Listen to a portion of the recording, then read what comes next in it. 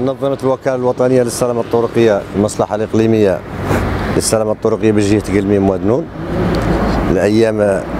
الأيام الوطنية للتحسيس التوعية في إطار تخليد اليوم الوطني للسلامة الطرقية الذي يصادف 18 فبراير من كل سنة. نظمنا هذا الرواق اللي شفتوه اليوم، شفتوا هذا الرواق اللي كانوا مشاركين فيه الفاعلين المؤسساتيين والمجتمع المدني العاملين في مجال السلامة الطرقية.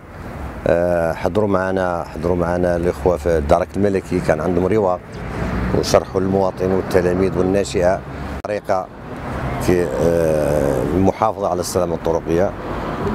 حضروا معنا الأمن الوطني، حتى هم مشكورين جزاهم الله خيرا، حتى هم كانوا ساهموا من جهتهم. وساهمت الوكالة الوطنية للسلامة الطرقية في التوعية والتحسيس بخطورة حوادث السير داخل المجال الحضري وخارج المدار الحضري.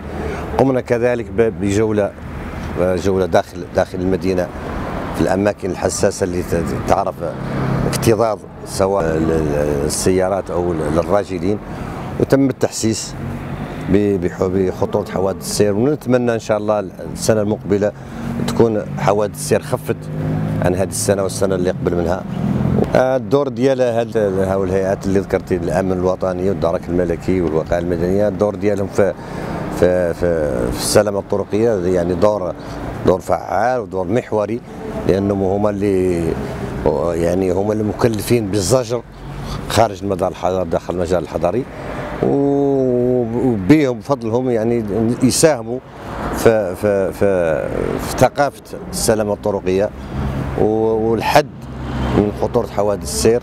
ومشكورين على التوعية اللي قدموها لنا اليوم في هذا الرواق مدة 3 أيام و4 أيام.